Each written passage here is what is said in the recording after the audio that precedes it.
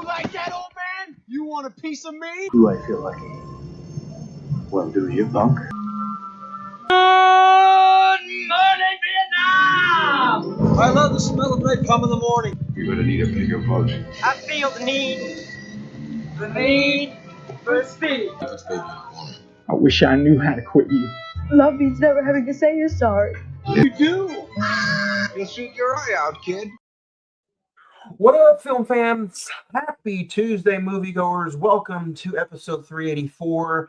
Welcome to Wake Up Deadman. You're listening to another new episode of the Cine-Men movie podcast. I'm one of your hosts, Juan, and I'm joined by the cast, the crew, the other Deadman, Zach. Walking Deadman. Mm-hmm. Yeah, Walking Deadman. What is going on, everybody? We're kind of some inside baseball. Recording this on a Sunday night instead of a Tuesday. But hey, you know what? It's February. It's the first day of February, and the show must go on. Show must go on. And man, speaking of going on, before we get into some stuff, man, Catherine O'Hara. Yeah, man, that's shocking. I still can't believe that. 71 years old. Yeah, here at the podcast, we want to send our thoughts and prayers to her family. Honestly, man, I know this is kind of one note on me, but I just kind of know her mostly. I mainly know her from the mom is from Home Alone, but I forgot she was in Beetlejuice, and then her later in life, the TV show Schitt's Creek that gained huge popularity. Oh yeah, yeah. So. Sad news, man, and it just keeps it keeps happening. So as we're recording this, life happens, man. Sad things are going on. I know I had a rant at the beginning of last week's episode, which if I offended anybody's thoughts or anything like that, I apologize. But when you're caught up in the moment, your own kids are afraid to go to school, man, you kind of just start blaring at the mouth. But last week's episode, if you do want to listen to it, we did talk about One Battle After Another. Fantastic conversation, great movie. Go check it out. It's available now wherever you listen to podcasts: Spotify, iTunes, TuneIn, Stitcher, Podbean, iHeartRadio, Pandora, Amazon Music, Spotify, Apple Podcasts. We are also on the Prescribed Films Network, hashtag the PFPN.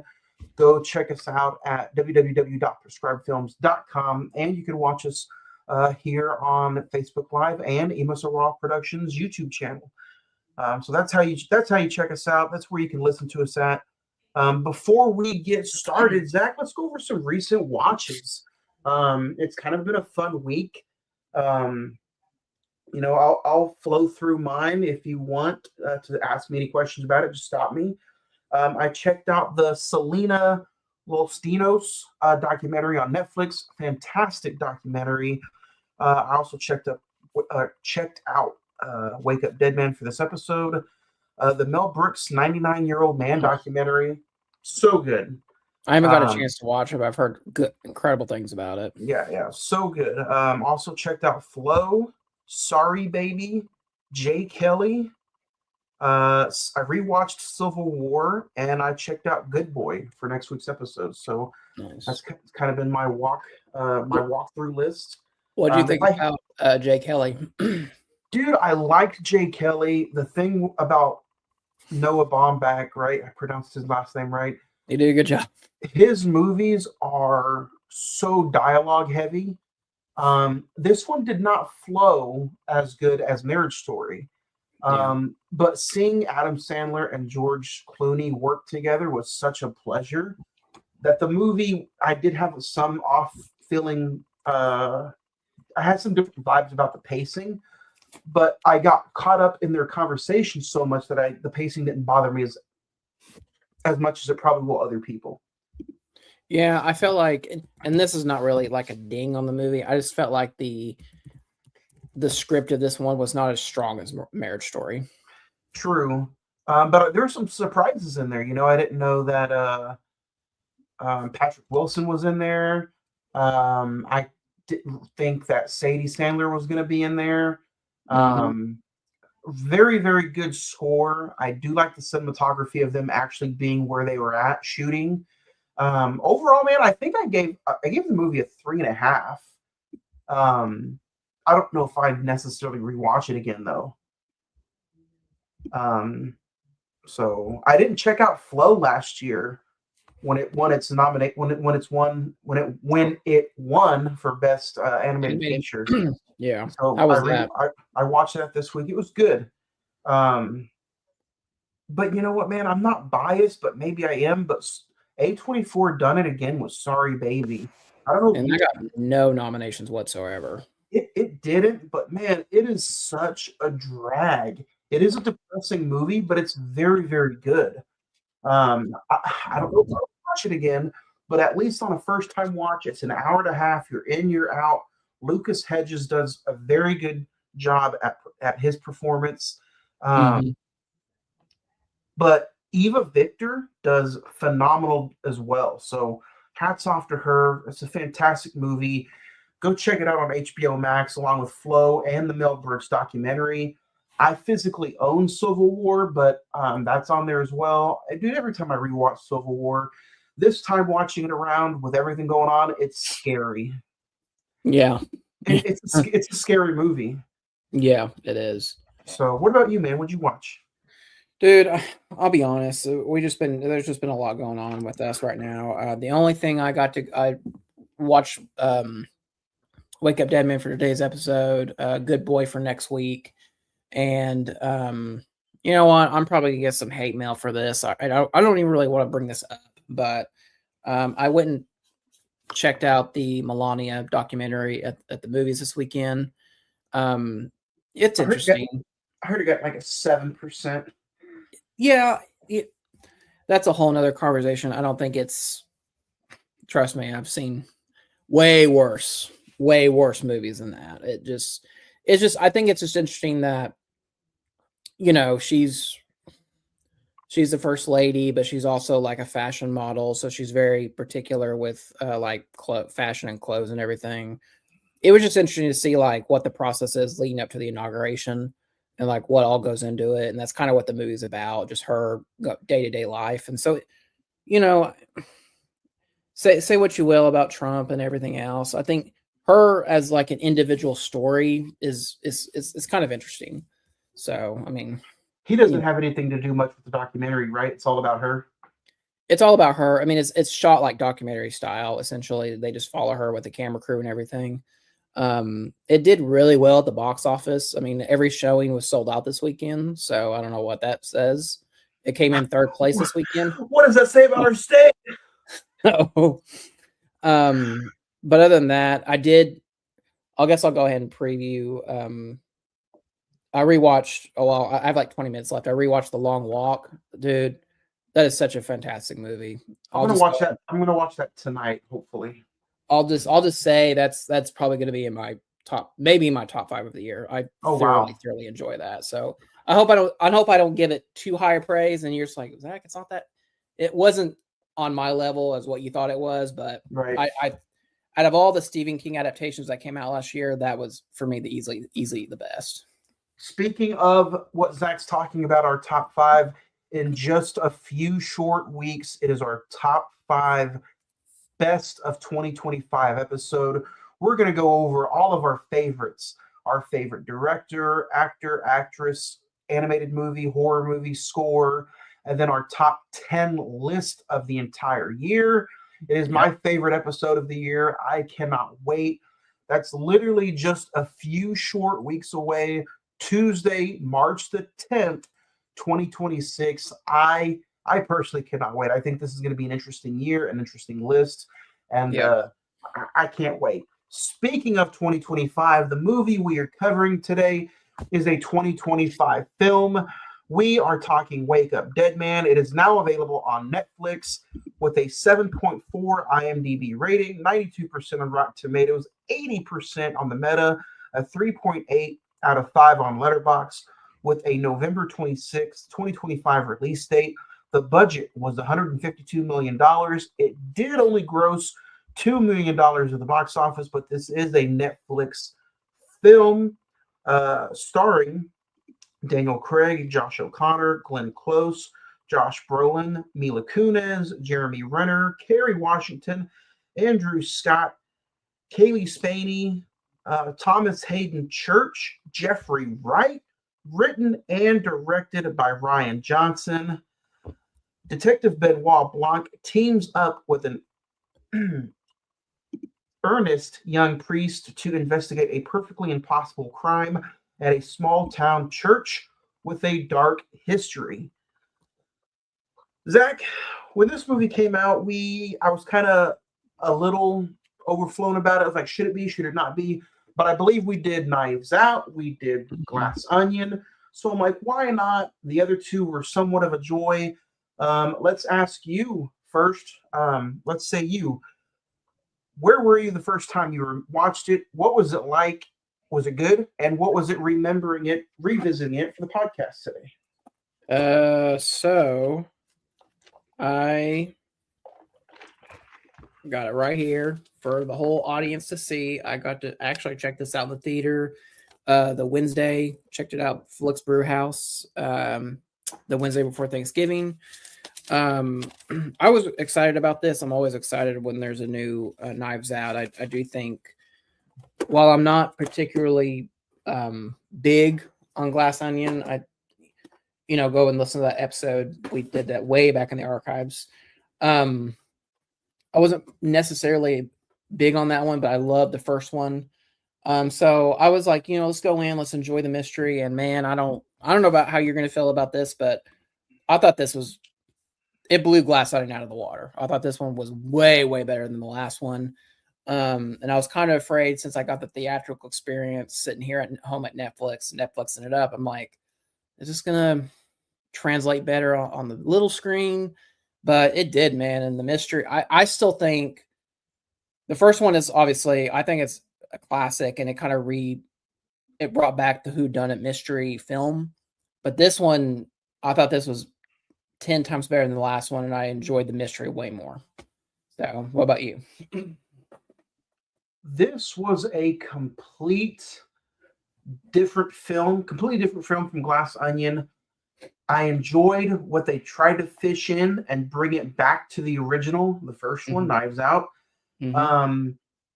But the length of it was a little dishonoring to me. If I had to just go off of one word, it would be, I think I would say it's average at best, and we'll get into it. I wasn't absolutely in love with the movie like thought I was going to be. If you guys want to check this movie out, again, we're at 13 minutes before we start spoiling some stuff. We are spoiling it heavy at 13 minutes. Go check it out. It's on Netflix. So go stream it before we start talking about it, or listen to us and you go check it out. So, Zach, spoiler heavy territory now. I enjoy everything about Daniel Craig being Benoit Blanc. Yes. I enjoyed the cast. I just listed off that cast and crew of superstars upon superstars. But dude, 40 minutes into the movie, you have no Benoit Blanc. And right when Benoit Blanc is entertained with the idea of coming into the scene in that classic church setting, I already know who done it. The who done it to me was kind of gone way before I got introduced to Benoit Blanc. And the guessing game wasn't there for me. I enjoyed the cast of the who's all end all. It was like an NBA all-star game with everybody in there. Love seeing Kaylee Spaney in there. Just now rewatching Civil War. Yeah, I love seeing Jeremy Renner in there. I believe this is his first feature film since his horrific accident. Mm-hmm. The only disappointment, could have used a little bit more Jeffrey Wright. Not gonna lie. Okay, I like that, but see, I was gonna say it could have used a little bit more of the other character, who to me was the end all be all. That's Josh Brolin. Yeah. And the whole girl being possessed and beating up the little girl, that is what gave away to me the whodunit. I'm like, you look back at the movie, and it Mhm. says, years before this is what happened, and then it goes right into the next shot of the little um, locals of the favorite of the church, the every Sunday goer, and I'm Yeah. like, it's Glenn Close. Glenn Close is the little girl, Yeah. and I'm like, I don't know where she fits in, but she's the one who's about to either bring this church down or kill somebody. The only thing that was a whodunit to me was who was going to die. Yeah. I mean, I think, and obviously the trailer gives it away, but I think Josh Brolin is the main, like he's the one that's the mystery like he's the one that the mystery is surrounded around. Right. But I wasn't expecting Jeremy Renner in a bathtub of acid by the end of the movie. I wasn't expecting that, and the Thomas Hayden Church aspect of it. That's true. So how the end all, the big mystery, which Knives Out is a mystery movie. So the big mystery to me was easy to solve, but I, like you said, I'm not going to completely trash on this movie. There were a bunch of small clue whodunits throughout the movie. Yeah. So that is what made this one to me flow a lot better than Glass Onion. The cast is bulkier. The length, the 225, honestly, Yeah. the 230 still kind of scared me. That was the biggest nitpick for this. I was like, I forgot this is damn near 2.5 hours. It is 2.5 hours long.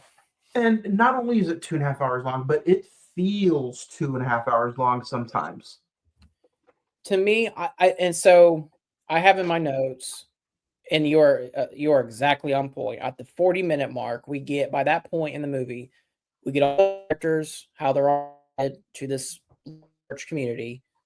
Get the murder of Wicks, who's Josh Brolin's character, and then literally at 40 minutes, then Daniel Craig walks into the movie, literally.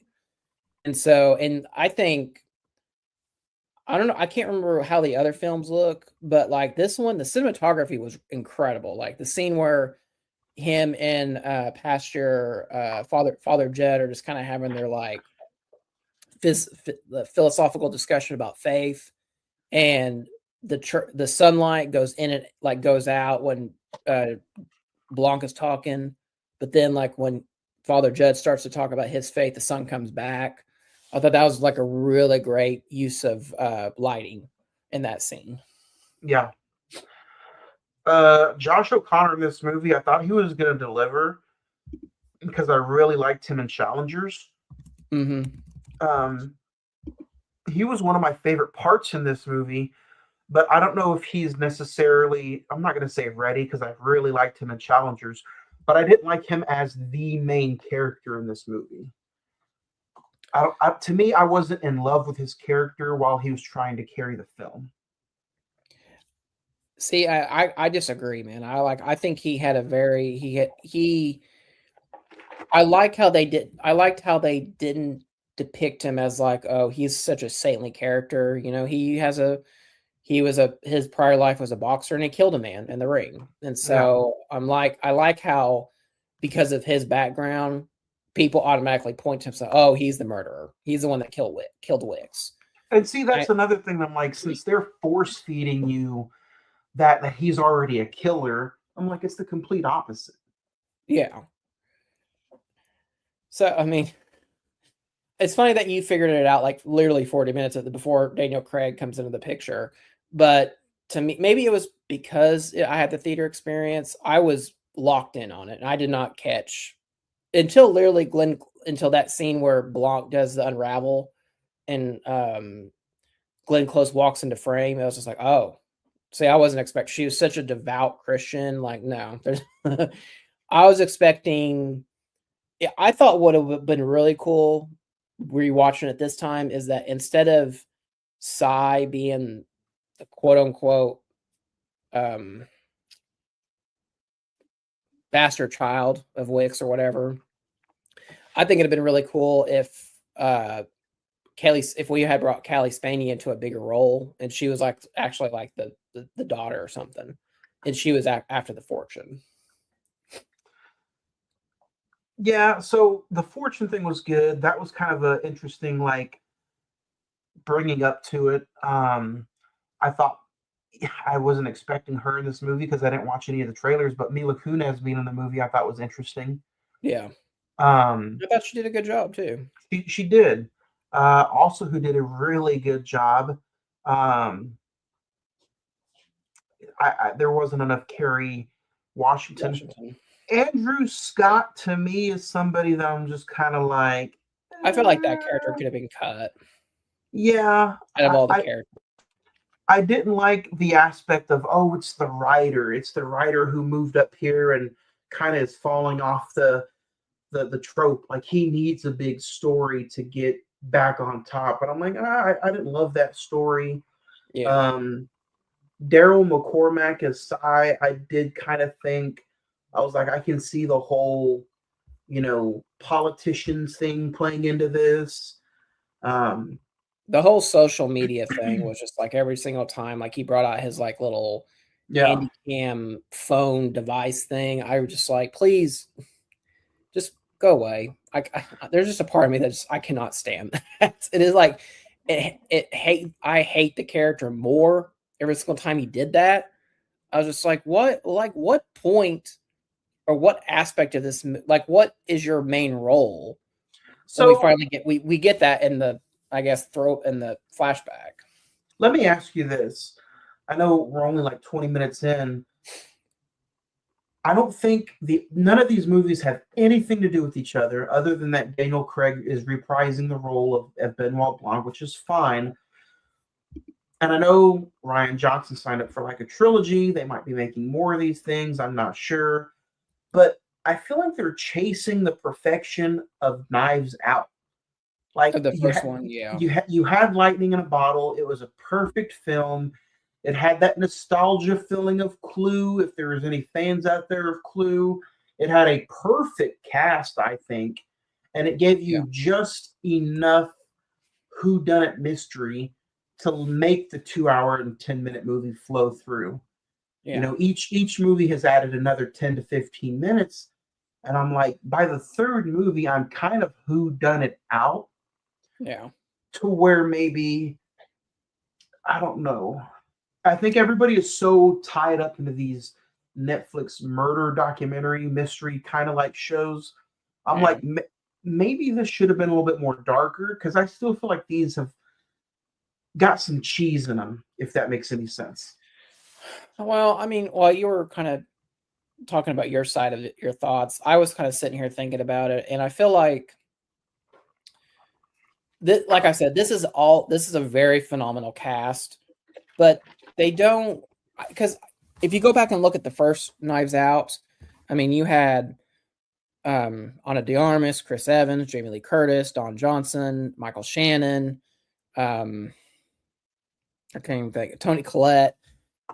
But I felt like this one is still written pretty well, but the first movie, Rian Johnson did a way better job. Do what? Lakeith Stanfield. Lakeith Stanfield, yep. But Plumber. The first movie did Christopher Plummer. How could I forget? The first movie did such a good job of every single person could be the suspect. Exactly. Like everyone had like a motive. This one is like they didn't spend much time on the motives at all. Yeah, and that's, I think, the second one was not all over the place, very good, but this one, it was better. But I felt like the motives didn't like lead up to one of them being the murderer, other than Glenn Close. I see what you're saying. Like in the first one, any one of them could have done it at any given second. The second one was all over the place. Like literally a glass onion got dropped and it's all over the place. Yeah. This one, there's maybe 2 or 3 prime suspects, but you don't spend enough time with the characters to develop anything. And it feels like the other names just got thrown in there to be lazy. Yeah, I totally agree with that. So, yeah, the length, I gotta say, I do like Josh Brolin being I think he played that character to the T. Yeah. He was Josh Brolin being Josh Brolin.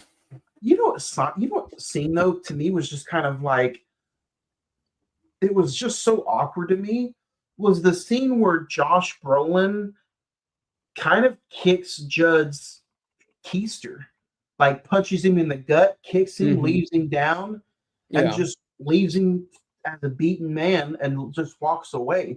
I'm like, he's a boxer with an anger problem, and you're leaving him on the ground. Exactly.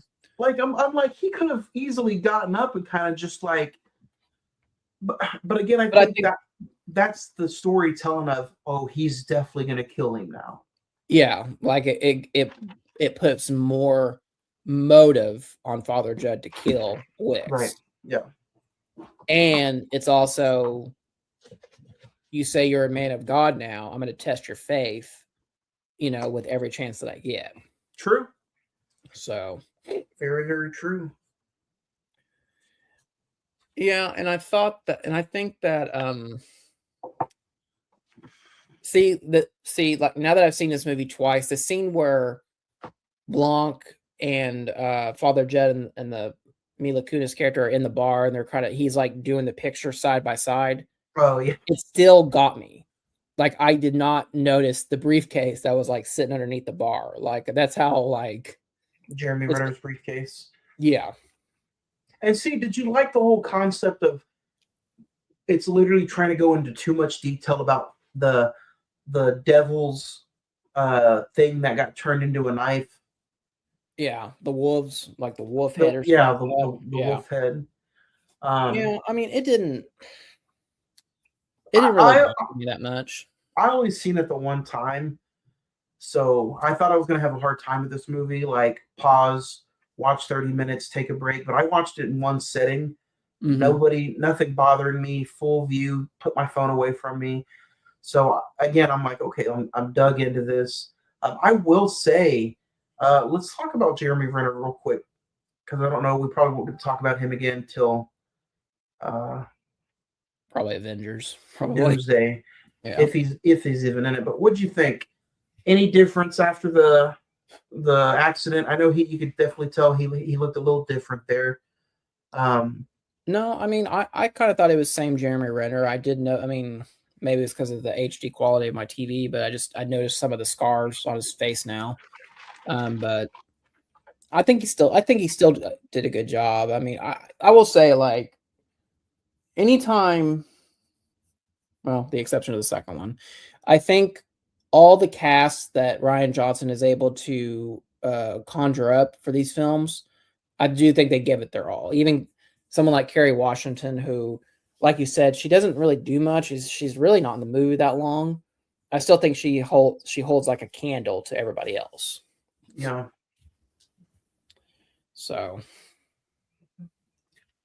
yeah, I mean, I agree. Does this movie need to be 2.5 hours? No. I think you could have made it like a tight 2:10, like the first movie, and still, cut the author character, I hate to say it, Kaylee Spaney didn't really do much other than, she was a victim of Wicks's quote unquote false prophecy of, like, I can heal you and get you out of your wheelchair.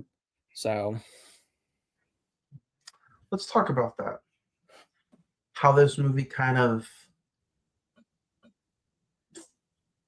depicts, whether it be religion or the sneaky deception of a church, or you know what I mean? Because yeah, hardly are there ever positive movies about the church unless you watch maybe a Christian movie or something about that. yeah. But usually 80% of the time you're watching a film and it's got a church involved, it's always something sneaky, backstabbing. Why do you think that is? Well, I was gonna turn the question on you because I know you've been going to church a lot lately and everything. But in my opinion, I think we as a society we make church a safe place, and so anytime there is like something sinister, or not so much like conjuring, like crap like that, but like Spotlight about like the priest Good, sexually abusing children, good bring up. we don't. I think we don't want to accept it, but that's the reality that it is. And this is Hollywood always this is perceives it essentially like a con that, though. man who this is essentially a con man who's going to take down his flock at the end of the day, really. And so, you know, I think that Hollywood just, I'm not going to say has a problem, but I think Hollywood enjoys making it to where like everybody or most people who want to believe or believes in Jesus Christ, God, higher power, they're like, let's make them the victim because they might be the easier or maybe the most how can I put this, to like not let's say gullible, but like give they give the audience that like aspect of turn the other cheek, because if you go to church, maybe you're most likely to not judge as much as maybe the others are. I don't know, but I'm just like surprised that Hollywood always puts that group, whether it be no matter what the religion is, but usually always puts the audience in that, oh, don't trust the church, look what happens in this movie or that movie, if you look at it that way. But you see, the way now that you explain your position, I think that's why they made Glenn Close the murderer, because she's so headstrong, a devoted Christian, that you would never expect her. I know I didn't, at least the first time, I didn't expect her to be the murderer in the whole situation, Yeah. Even if you go look at a movie like Rudy, like they make the coach, which again, they make the coach in Rudy to almost be like the bad guy, but in all reality, in real life, the coach was one of Rudy's biggest supporters. You know what I mean? Yeah. So I'm like, Hollywood does that. It's like, oh, so whatever. Makes me hate Hollywood now. But anyway. But yeah, 2.5 hours. Oh man. I also feel like the comedy was a little bit force fed in this movie. Like, to me, Blanc in the first one was more serious, straight down to business. Like in this one, I feel like they were trying to make him a little bit too comedical. Like, especially near the end when he was like playing the piano and making the different. I'm like, what are we doing? What are we doing with Daniel Craig right now? What are we doing with Benoit Blanc? See, like, I don't disagree with you, but I think that's what that character is. Because even you go back and watch that first movie, he's still doing like when he does like the donut within the donut hole metaphor thing. I mean, that's the same type of comedy. It's just it's very much dry humor, and it's either gonna the whole when he does like the Scooby-Doo reference. It got me. It's really like it's a clunky comedy, but it works for that character.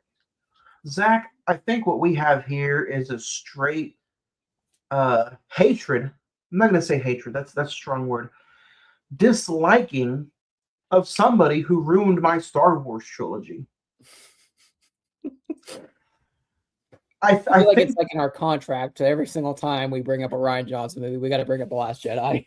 I think that's what it is. I'm sitting back and I'm looking. I'm like, oh, you kind of made this a little mediocre, but you couldn't have done this. You know what I mean? Like, you couldn't have done this with Luke. You couldn't have done this with Adam Driver. You had this. Yeah. You're like, let's go. I'm getting out of here. No. The worst thing about it, man, like every time I think about that trilogy of movies, Force Awakens is such a great setup. Like, you go back and watch it, you're like, wow, this is like really going to set up for something special. And then Rian Johnson comes in and does, which, to be honest with you, if you think about like the typical tropes of Star Wars, J.J. Abrams kind of diverted because he left it on a cliffhanger in Force Awakens. And then, I mean, his Star Wars movie it's a complete ending. I mean, it's an episode, and then J.J. Abrams says no, and just revamps it in the third one. I feel like we're about to get into a whole other Star Wars set of trilogy conversations because I'm like, A New Hope was left the same way, and then a different director, and just uplifts Empire. Anyway, that's a whole. If we do Mandalorian and Grogu later this year, we'll go back into that. When does that come out? Memorial Day weekend. Okay. I'm sitting here trying to map out March, and I'm like, Grogu, let's go early, buddy. I want to talk some favorite scenes real quick because I'm not gonna sit here and like completely hate on Wake Up Dead Man. It's on Netflix. Go check it out for yourself. I do like, after Benoit's entrance, you got the body, the weapon, the scene. So I like how he's going through the motion of trying to crack this case.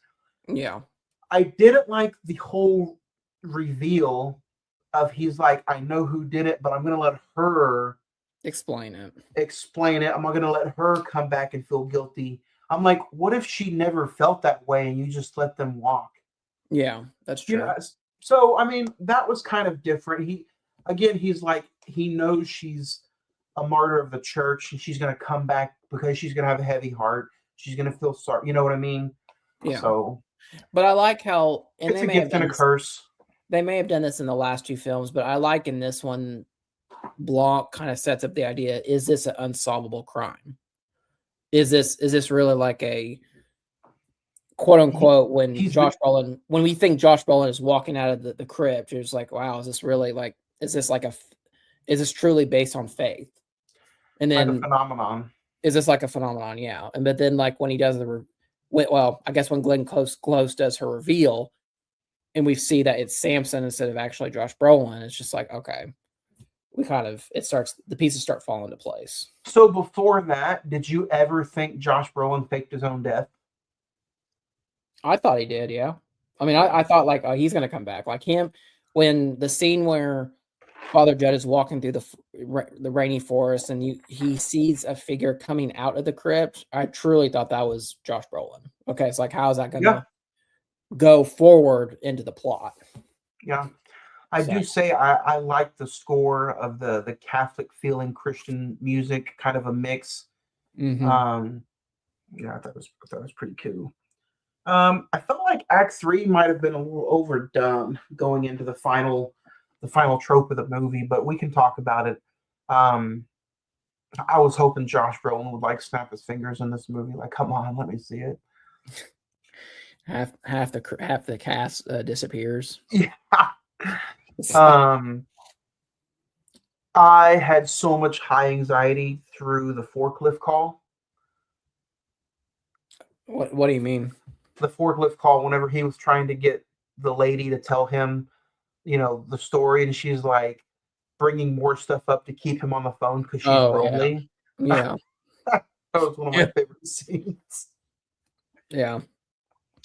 One of the other great scenes, and it's really like, I'm not going to say if you blink you miss it because it's kind of quite apparent, is that when Blanc and Judd are just walking through the forest and like it's kind of like a close up on them two, and you see like a shadowy figure going way off in the foreground with the lantern.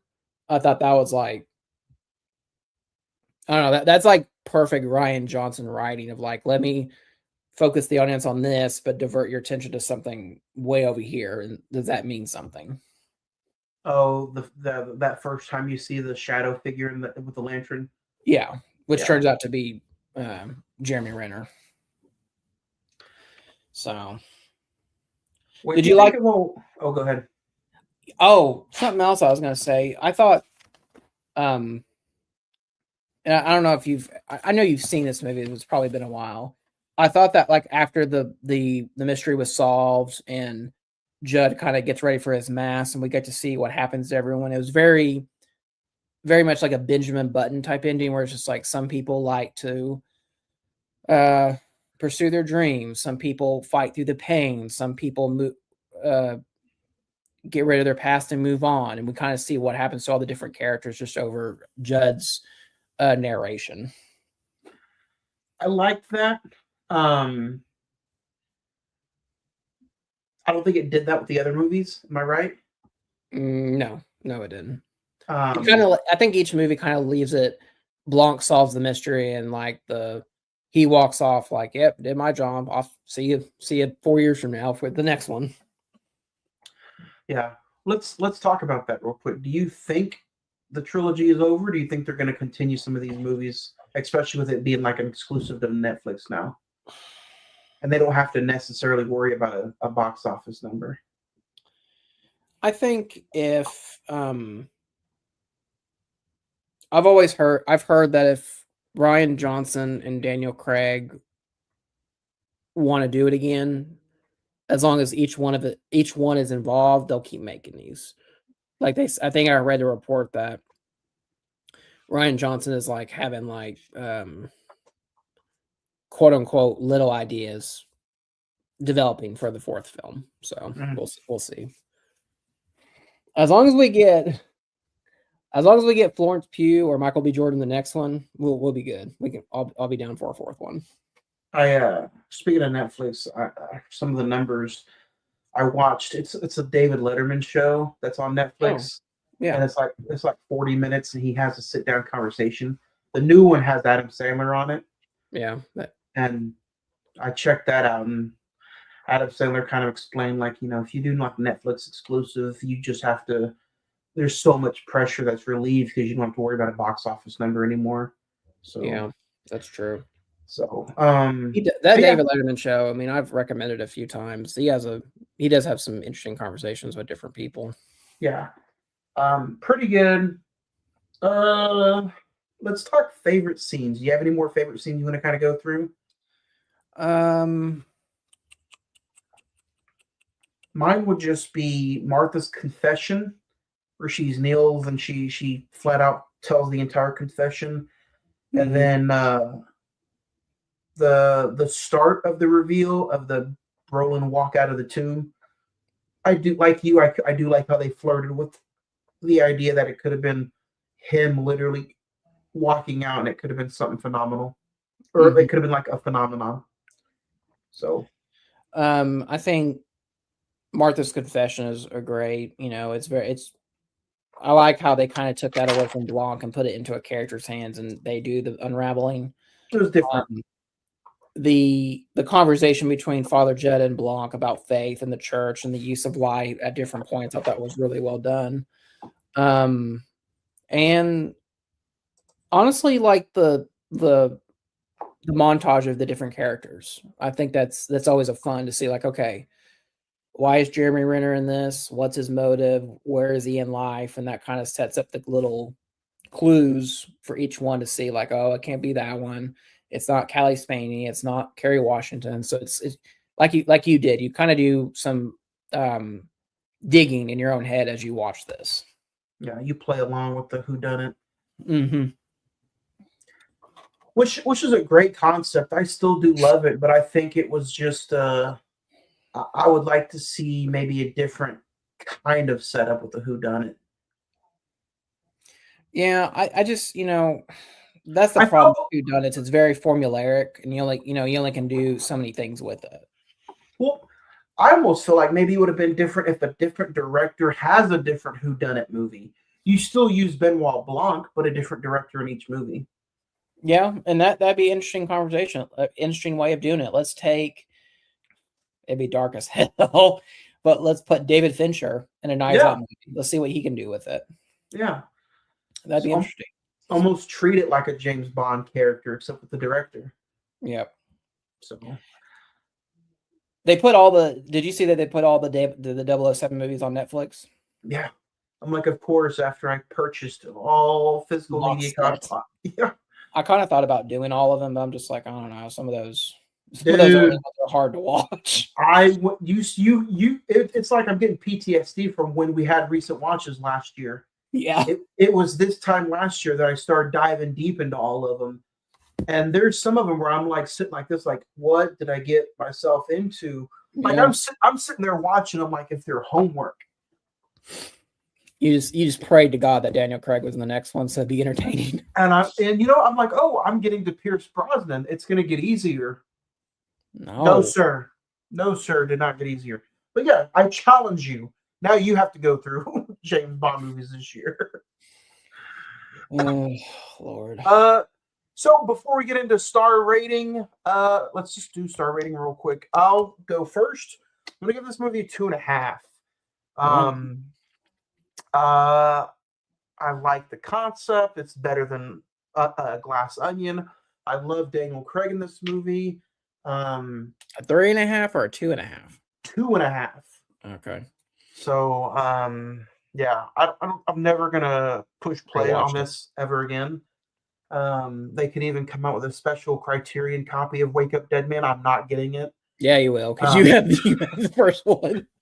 But I think they just did try to do too much of chasing what's in a glass bottle with Knives Out. I think Knives Out was just such a perfect concept and a perfect cast and a perfect movie that I just don't think that it can be redoable. It's watchable. It's not Glass Onion, but not for me. 2.5. What about you, Zach? Dude, I had this at a 5, like going into our review. I was like, man, this might be one of my favorite movies of the year. And the more I talk about it, I'm just like, yeah. If it is, I mean, it is. It'd be interesting to see if this is on your list. So I don't want to give it away, but here's my list. I got like 12 movies I got to know. I'm trying to look, Daddy. I got 12 movies I got to get through, and I got like for sure 6 locked into place. I don't know where they're going to be, but I've got 6 of them. And speaking of locked into place, I have 1, 2, 3 movies that are locked in that slot, and they're already written down at like number 5, number 6. There you go. Yeah, I don't even got numbers. I'm ready, dude. I don't even got numbers. I got the movies. I just don't know where I'm going to put them on the list. Yeah. I'm going to give it a 4. I think this is very deserving. It might fall down to an honorable mention depending on what other things I'm going to watch. But as of right now, the cast, the cinematography, the score, the twists and turns, I thought it worked. Maybe if you saw it in the theater, maybe, I don't know. Sometimes that theater experience can help a film. But yeah, I'm going to give it I'll give it a 4. Nice. Next week, I'm super excited. Are you really? Yes. Next week, we're talking Good Boy. It is the exclusive movie that's streaming on Shudder and AMC Plus. I believe it's also available on DVD. If not, it's coming out soon. That's how popular this movie is. It is one of those movies that the house / persons is being haunted, and you get to see it in the aspects of a dog. So, Zach, what are you most excited about with Good Boy? I think the biggest thing I'm excited about is that we get to review a movie that, it did get a theatrical release the same day as a Smash Machine. So, whether or not it made any money, we'll find out. But little independent films like this that kind of have like a small niche and kind of made like a blip in the phenomenon and the culture that we live in. I'm glad that we get to discuss it. So always fun to talk about an independent movie. I love independent movies. Will I love this movie? I'm not sure. Let's check it out. We'll have a conversation for you in a whole new episode next week, episode 385 next week when we talk Good Boy. Other than that, Zach, anything else you want to mention before we get out of here? No. Go check out Good Boy for next week's episode, and we will see you then. Good Boy streaming now on Shudder. Sign up for a 7-day exclusive. Get it for free for 7 days, and then you can watch it. Hang out with us next week as we talk Good Boy on another new episode of the Cine-Men Movie Podcast.